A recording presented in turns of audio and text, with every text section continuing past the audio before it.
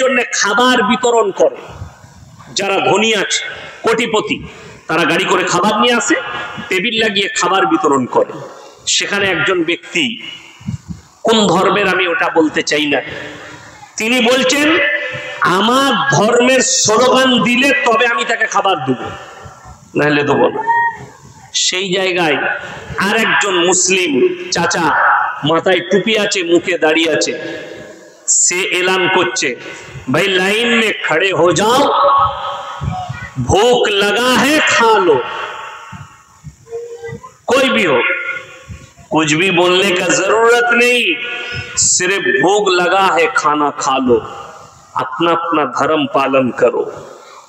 এইটাই হচ্ছে রাসূলের আখলাক। যে ভোকা ব্যক্তি, তার ধর্ম দেখো না, তাকে খাবার দাও। বস্ত্রহীন হলে দেখো না কোন ধর্মের, বস্ত্র দাও।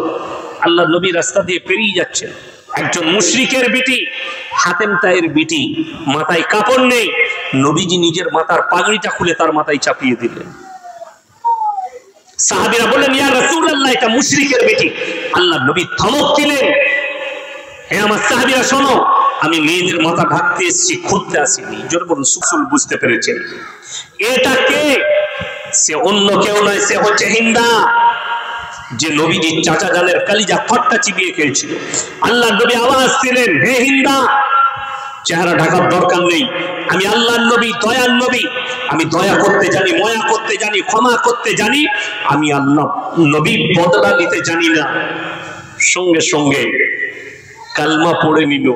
আল্লাহ রাসূল সাল্লাল্লাহু আলাইহি সাল্লাম আখলাক আর চরিত্র দিয়েছিলেন।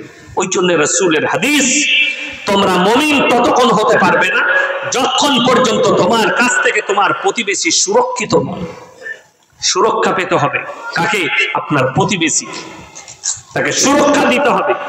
আল্লাহ রাসূলের হাদিস, তোমরা দেখো না তোমার বাড়ির পাশে কে বসবাস করছে, সে হিন্দু হোক, দলিত হোক, আদিবাসী হোক, খ্রিস্টান হোক, যে ধর্মেরই হোক, সে যদি ক্ষুধার্ত হয় খাবার দাও, বস্ত্রহীন হলে বস্ত্র দাও, বিপদে পড়লে পাশে দাঁড়াও। 1 বছর আগে একটা মুম্বাইয়ে ঘটনা ঘটেছে। মুম্বাইয়ে কোথায়? যেখানে টাটা মেমোরিয়াল হসপিটাল আছে, ক্যান্সারের হসপিটাল, সব থেকে বড়। সেই জায়গায় প্রত্যেক দিন ধনী ব্যক্তিরা গরিবদের জন্য খাবার বিতরণ করে। যারা ধনী আছে, কোটিপতি, তারা গাড়ি করে খাবার নিয়ে আসে, টেবিল লাগিয়ে খাবার বিতরণ করে। সেখানে একজন ব্যক্তি, কোন ধর্মের আমি ওটা বলতে চাই না, তিনি বলছেন আমার ধর্মের স্লোগান দিলে তবে আমি তাকে খাবার দেবো, নাহলে দেবো না।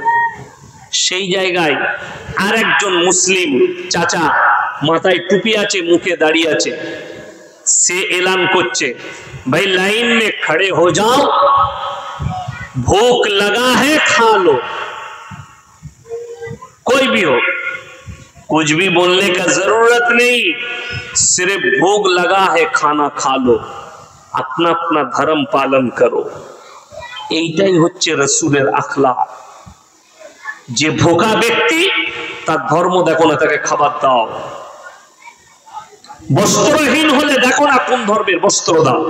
আল্লাহ নবী রাস্তা দিয়ে পেরিয়ে যাচ্ছেন, একজন মুশরিকের বিটি, হাতেম তায়ের বিটি, মাথায় কাপড় নেই, নবীজি নিজের মাথার পাগড়িটা খুলে তার মাথায় চাপিয়ে দিলেন। সাহাবীরা বললেন, ইয়া রাসূলুল্লাহ, এটা মুশরিকের বিটি। আল্লাহ নবী ধমক দিলেন, হে আমার সাহাবীরা শোনো, আমি মেয়েদের মাথা ঢাকতে এসেছি, খুঁজতে আসিনি। জোরে বলুন সুবহানাল্লাহ। নবীজি দেখেন এটা কোন জাতের, কোন ধর্মের।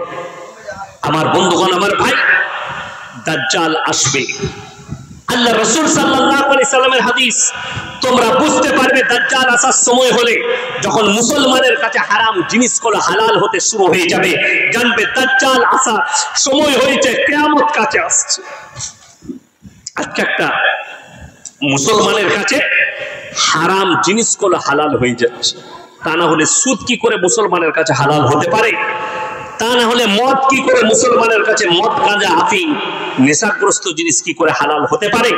তা না হলে মুসলমানের কাছে লটারি কি করে হালাল হতে পারে? মুসলমানের কাছে গ্রুপ লোন, বন্ধন লোন কি করে হালাল হতে পারে? মুসলমানের কাছে মিথ্যা কথা কি করে হালাল হতে পারে?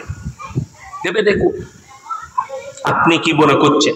আল্লাহ রাসূল সাল্লাল্লাহু আলাইহি সাল্লামের হাদিস, আখরি জামানায় তোমরা দেখতে পাবে বর্বরতার যুগের পাপগুলো মডেলিং হয়ে এদের কাছে ফিরে আসবে। আজকে বর্বরতার যুগের পাপগুলো আপনার আমার কাছে মডেলিং হয়ে ফিরে আসছে। যদি বলেন কেমন করে, তার নমুনা বলে দিই। আমরা ইতিহাসে পড়েছি, যারা শিক্ষিত লোক আছেন তারা শুনবেন, আদিম যুগের লোকরা ভালো করে কাপড় জামা পরতে জানতো না। ঠিক বললাম না ভুল বললাম? হ্যাঁ, তারা গাছের ছাল তাদের পোশাক ছিল। আস্তে আস্তে বস্তার মতো কাপড় এলো, তারপরে তারা ছোট কাপড় পরতো।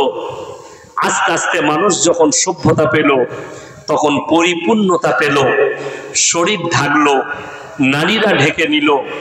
তা না হলে এখনো আপনি পাবেন আফ্রিকা মহাদেশে দেখবেন জঙ্গলের কিছু মানুষ নারী পুরুষ ন্যাংটো থাকে, খালি ওদের লজ্জা স্থানগুলো ঢাকা থাকে। ঠিক বললাম না ভুল বললাম? মোবাইলে দেখতে পাবেন, পেপারে দেখতে পাবেন, আমরা দেখি বেতারে, যে তারা পুরোপুরি ন্যাংটো, মানে তাদের কাছেও সভ্যতা এখনো পৌঁছায়নি।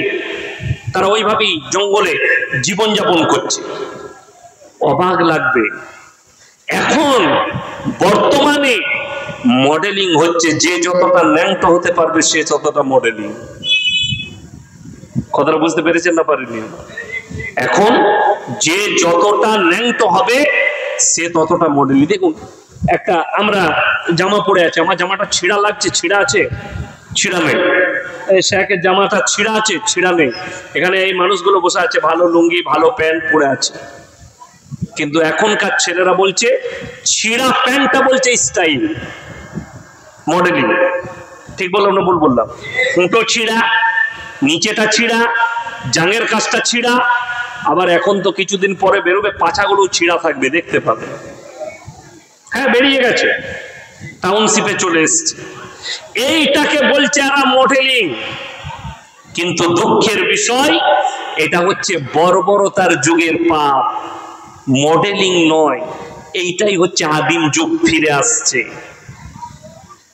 কিভাবে ফিরে আসছে শুনে নেন।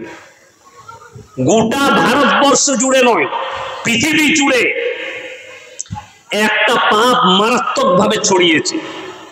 কোথাকার পাপ? রসুলের যুগের পাপ নয়, হযরতে ঈসা নবীর যুগের পাপ নয়, মুসা নবীর যুগের পাপ নয়, ইব্রাহিম নবীর যুগের পাপ নয়, ইউসুফ নবীর যুগের পাপ নয়। পাপটা হচ্ছে লূত নবীর কওমের পাপ। সমকামী অনেক সাধারণ মহিলা, সাধারণ মানুষ সমকামী বুঝে না। সমকামী মানে হচ্ছে পুরুষে পুরুষে বিয়ে, নারীতে নারীতে বিয়ে। এই রমরমা বেড়ে গেছে। আপনারা কি মনে করছেন? পশ্চিম বাংলার মধ্যে বেশিরভাগ মুসলিম যুবকরা কোন জেলার সমকামীতে লিপ্ত হয়েছে জানেন? মুর্শিদাবাদ ডিস্ট্রিক্টে। যদি বলেন পুরুপ, পুরুপ আমি পেয়েছি, তবেই বলছি বুক ফুলিয়ে। পুরুপ যদি দিতে চান আমার সঙ্গে পার্সোনাল দেখা করতে হবে। কতগুলো মুসলিমদের ছেলে, তার এরিয়া পর্যন্ত বলে দেবো, তার এরিয়া পর্যন্ত বলে দেবো কোন এরিয়া। আমাকে এই মুর্শিদাবাদের কিছু কলেজ স্টুডেন্ট, কোথাকার বলবো না, দেখা করেছে। কেন?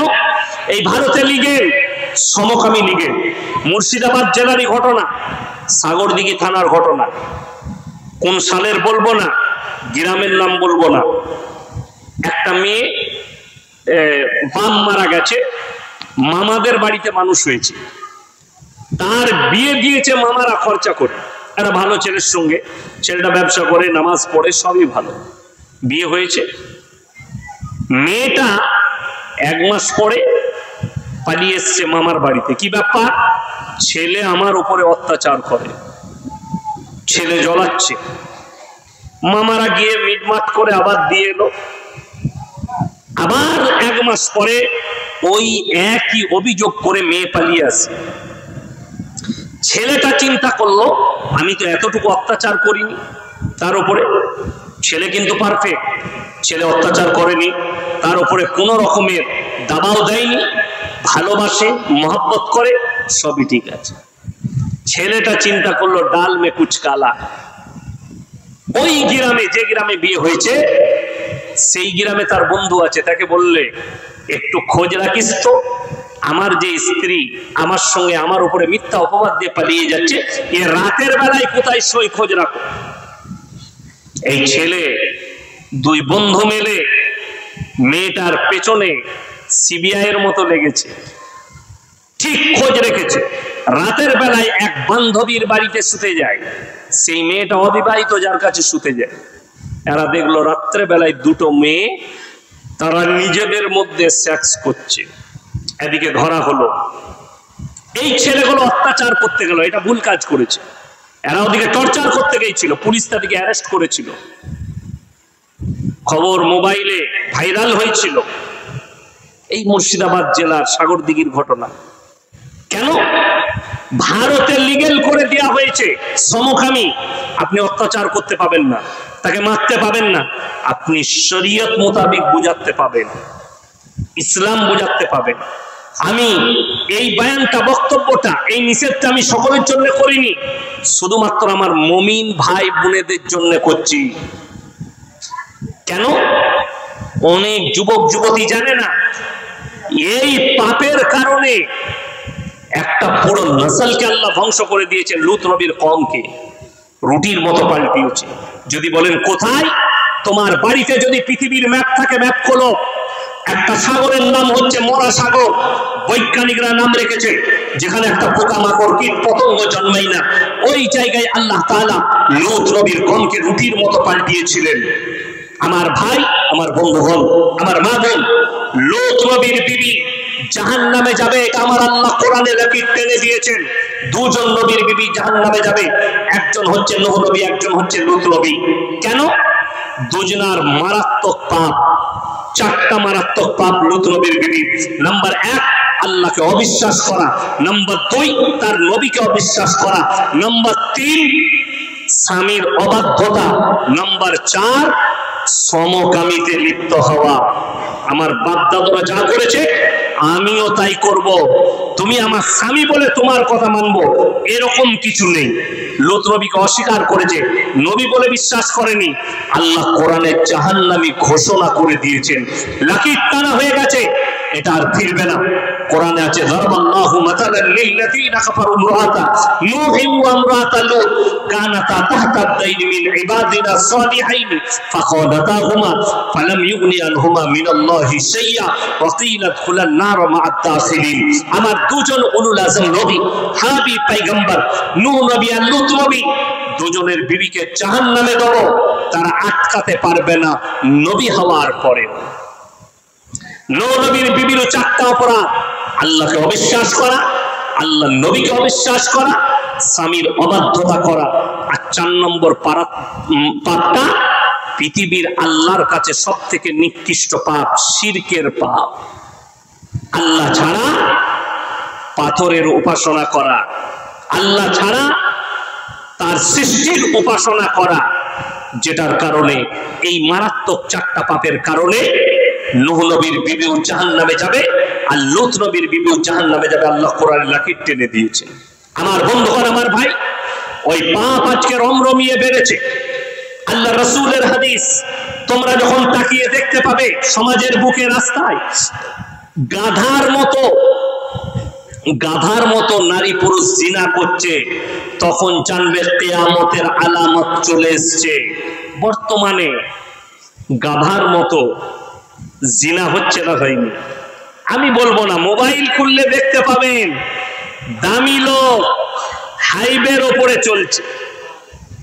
আমি বলবো না কে, জানি না, কি জানি না, মোবাইলে খবর দেখে বলছি, রাস্তার ওপরে কুকুরের মতো জিনা চলছে। একটা তো খুললা দেখলেন। আপনার এই হাই রোডে হয় না? আপনার হাই রোডেও হচ্ছে জিনা, আপনার হাই রোডেও জিনা হচ্ছে। আমি বলবো না কোথায়, আপনি জানবেন, খোঁজ নিয়ে নেবেন। এটা কিয়ামতের আলামত। রাস্তাঘাটে কুকুরের মতো জিনা করতে লাগবে, তখন জানবে কিয়ামত কাছে চলে এসেছে। আমার বন্ধুগণ, আমার ভাই, আপনাদেরকে অনুরোধ করে বলছি, এই জায়গা থেকে বেরিয়ে আসুন। আল্লাহর কাছে নিকৃষ্ট 3টে পাপ, সব থেকে নিকৃষ্ট তিনটা পাপ আল্লাহর কাছে। নাম্বার 1 হচ্ছে শিরকের পাপ, এটা হচ্ছে আল্লাহর কাছে নিকৃষ্ট পাপ। ইন্না শিরকা লাযুলমুন আযীম, কেউ যদি জেনে বুঝে শিরক করে সেই গুনাহ আমি আল্লাহ ক্ষমা করব না। এরপর আমাদের সমাজে সব থেকে বেশি শিরকে ডুবে কারা আছে? মা বোনেরা বেশি আছে। বিসমিল্লাহ। শিরক শুধু আল্লাহ ছাড়া অপরকে সিজদাটাই নয়, আল্লাহ ছাড়া আল্লাহ সৃষ্টি বস্তুকে বিশ্বাস করাটাও হচ্ছে শিরক। দেখবেন আমি এই হাওড়া জেলায় ছিলাম, কুরবানির পরের দিন মনে হয়, না তারপরের দিন। তো আমার কাছে একটা প্রশ্ন এলো যে যখন চন্দ্রগ্রহণ সূর্যগ্রহণ হয়, মেয়েদের পেটে বাচ্চা থাকলে কি তাদের কোনো কাজ করতে নেই? ফতোয়া কার? খালার আর ফুপুর। হ্যাঁ, কেন বলছে? যদি পেটে বাচ্চা থাকে, চন্দ্রগ্রহণ হলে ছুরি করে যদি কিছু কাটে, ছেলের ঠোঁটটা কাটা হয়, সেলাই করলে কান ফুটো হয়। আপনারা বলুন, সূর্যের মালিক কে? চন্দ্রের মালিক কে? পেটের বাচ্চার মালিক কে? গ্রহণ লাগানোর মালিক কে? তাহলে সূর্যগ্রহণ, সূর্য আর চন্দ্র কি করে ক্ষতি করবে পেটে বাচ্চা? এইটাই হচ্ছে শিরক, আল্লাহ সৃষ্টির উপরে বিশ্বাস, অথচ সবকিছুর মালিক কে? আল্লাহ। এই আমাদের সমাজে দেখবেন বিয়ে হয়, বিয়ের আগে একটা দেখাশোনা হয়, হয় না? ছেলে মেয়েকে দেখতে যাবে, মেয়ে ছেলেকে দেখতে যাবে। তো এইটাই, ছেলে মেয়েকে দেখতে এসছে, মেয়ের পরিবারের লোক বলছে, মেয়েরা বলছে বিয়েতে দেখাশোনা হলে ডিম সিদ্ধ দিতে নেই, বিয়ে ভেঙে যাবে। ফতোয়া কার? খালার, ফুপু। অবাক হয়ে যাবে, ডিম সিদ্ধ খেলে ডিমটা হজম হয় না, হয় না পেটে? ডিমের মালিক আল্লাহ, মুরগির মালিক আল্লাহ, বিয়ে ঠিক করার মালিক কে? জুড়ি লাগানোর মালিক কে? আল্লাহ। তাহলে ডিমের পাওয়ার কি করে হয়ে গেল ডিম ভেঙে দিবে? শিরকের পাপ শুধু এইখানেই সীমিত নয়। এই মুর্শিদাবাদে বেলডাঙ্গা পেরিয়ে রেজিনগরের কাছে একটা মাদ্রাসার জলসায় আমাকে প্রশ্ন দিয়েছিল, হুজুর বিয়েতে কি জিলেবি দেয়া যাবে? মেয়েরা বলছে প্যাঁচ লেগে যাবে। আমি বললাম, বিয়েতে যদি প্যাঁচ লাগে জিলেবি দিলে, যে জিলেবি বিক্রি করছে তার বেটা বিটির তো জীবনে বিয়ে হবে না, সে তো প্যাঁচ মেরিয়ে গেছে, তার প্যাঁচ মারা শেষ আছে, তার বেটা বিটির কি করে বিয়ে হবে? এ হচ্ছে শিরক। শুধু এটা নয়, আল্লাহ ব্যতীত আল্লাহর যে ক্ষমতা, সে ক্ষমতা পৃথিবীতে আর কারুর আছে? আমি কালকে বলেছি, দেখুন একটা কথা খুব ভালো করে বুঝবেন, যারা একটু একটু শিরকে লিপ্ত হচ্ছেন, আমি উদাহরণ দিয়ে বুঝে দিচ্ছি। যাদের মনে মনে অনেক আত্মীয় যদি এখানে এসে থাকেন, তো তার যদি মনে সন্দেহ থাকে যে আমি আল্লাহ ব্যতীত অপরের কাছে কেন চাইতে পারবো না, ইনি যদি এখন আমাকে বলেন, ইয়াসিন ভাই আমাকে 50 টাকা দেন, তো আমি বার করে দিতে পারবো না? পারবো না? পারবো। আচ্ছা, আমি যদি মরে যাই চাইলেই পারবে? আমি দিতে পারবো? বড় কষ্ট লাগে। আমাদের দেশে হুজুর বেঁচে আছে তখন হুজুরের কাছে টাকা চাই না, মরে গেলে তার কবরে গিয়ে চাই। কথাটা বুঝতে পেরেছেন না? পারেন? আমি ইয়াসিন বেঁচে আছি, এখন আমার কাছে 10 টাকা চাইছেন না, আমি যখন মরে গেছি আমার কবরে গিয়ে বলছে, ইয়াসিন বাবা টাকা দাও, মাল দাও, ছেলে দাও। আমি বেঁচে থাকতে তোকে কিছু দিইনি, আর আমি মরে যাওয়ার পরে তোকে দিয়ে দেবো? কত আশ্চর্যের বিষয়। আমি কোরআনের দলিল দেবো, খেলা করতে আসিনি। আর যে দলিলটা দেবো কোনো বাপের বেটা কাটতে পারবে না। যদি কাটতে পারেন এক্ষুনি নিয়ে আসুন। যাদের মোবাইলে কোরআনের অ্যাপস আছে খুলুন, 17 পারা একবারই শেষ পৃষ্ঠায় চলে যান, শেষ রুকুতে। যাদের মোবাইলের অ্যাপস আছে, বাংলা মানে কোরআন আছে, একবারই শেষ রুকুতে চলে যান, শেষে। তার আগে বলে দিই, এই এত সুন্দর প্যান্ডেল করেছেন। আমি গত বছরে গিয়েছিলাম হুগলি ডিস্ট্রিক্টের একটা তারকেশ্বরে, এইরকমই ঈদের পরে জলসা ছিল তারকেশ্বরের কাছে জলসা করতে। তো এর থেকেও তারা দামি প্যান্ডেল করেছে। এই প্যান্ডেলের পাশে একটা গাছ ছিল, মোটা গাছ, এরকমই ঈদগাহ হবে হয়তো, এরকমই জায়গা। তো গাছের নিচে, গাছের গোড়ায় মাটির ঘোড়া আছে, আগরবাতি আছে, মোমবাতি আছে, একটা টানা ল্যাপটানো আছে। আমি দেখলাম ওইখানে স্টেজ, আমি স্টেজে গিয়ে বসলাম, বললাম বাবা আপনাদের এখানে অমুসলিম আর মুসলিম ভাইদের মধ্যে খুব মহব্বত, এখানে ভাইরা পুজো পাঠ করে, আপনারা এখানে জলসা করছেন। একজন দাঁড়িয়ে বলে হুজুর ওটা ওনাদের লয়, এটা আমাদেরই। আমরা এখানে কি আছে? বলে বুড়ো পীর সাহেব আছে। কষ্টটা বলে দিই কোথায়। আমি পীরের বিরোধিতা করছি না, বিরোধিতাটা আমার কোথায় শুনেলেন? একজন অমুসলিম ভাই সে একটা পাথরের কাছে সিজদা করে, একটা মাটির পুতুল তৈরি করে সিজদা করলে যদি ওইটা আপনার কাছে শিরক হয়, আপনি গাছতলায় মাটির ঘোড়া রেখে সিজদা করলে এটা দিনের কাজ কি করে হতে পারে? মক্কা থেকে মদিনা 470 কিলোমিটার রাস্তা, একটাও মাজার নেই। আমার বাড়ি থেকে আপনাদের এখানে 160 কিলোমিটার রাস্তা, 160,000-এর বেশি আছে। কথাটা বুঝতে পারেনি? আমি কিন্তু মাজার বিরোধী লোক নয়, পীর বিরোধী নয়, আমি সিস্টেম বিরোধী মাল। সিস্টেম ভুল, আমি তোমার বিপক্ষে লোক। খুব ভালো করে বুঝবেন। 17 পারা শেষ পৃষ্ঠা শেষ রুকু। ইয়া আইয়ুহান নাসু যুরিবা মাতালুন ফাসতামিউ লাহ ইন্নাল্লাযীনা তাদউনা মিন দুনিল্লাহি লা ইয়াখলুকু দুবাবান ওয়ালা বিজতামাউ লাহ ওয়া ইয়াসলুবুহুমুদ দুবাবু শাইআন লা ইয়াসতানকিদুহু মিন। হে পৃথিবীর মানুষ, তোমরা যারা আল্লাহ ছাড়া অপরের কাছে ভালো মন্দ চাও, আল্লাহ ছাড়া যাদের কাছে তোমরা ভালো মন্দ চাইছো, তাদেরকে জিজ্ঞেস করো, তারা একটা মাছি পর্যন্ত সৃষ্টি করতে পারে না। মাছি সৃষ্টি অনেক দূরের কথা, মাছি যদি তাদের কাছ থেকে কোনো জিনিস ছিনিয়ে নিয়ে যায়, সেটা উদ্ধার করার মতো ক্ষমতা নেই। তারা হচ্ছে শক্তিহীন, আর আমি আল্লাহ হচ্ছি শক্তিশালী। জোরে বলুন সুবহানাল্লাহ। একটা মাছি পর্যন্ত সৃষ্টি করতে পারবে না, ওটা অনেক দূরের কথা। তার প্লেটে খাবার আছে, সেখান থেকে মাছি যদি মুখে করে কোনো জিনিস নিয়ে যায়, সেটাকে উদ্ধার করার মতো ক্ষমতা নেই। আর সে তোমাকে কি উপকার করবে? আচ্ছা, ঝড় দিলে একটা গাছ ভেঙে পড়তে পারে না? পারে না? পারে। যে গাছটা ঝড়ে ভেঙে যাবে, ঝড়ে উল্টিয়ে গেল, গাছটা ভেঙে চূর্ণ চূর্ণ হয়ে গেল, তুমি তার কাছে সিজদা করছো। ওরে মূর্খ, ওই গাছের মালিকের কাছে সিজদা করো, আর অনেক কিছু পাবে। এ মারাত্মক শিরকের, এই গুনাহ আল্লাহ মাফ করবেন না।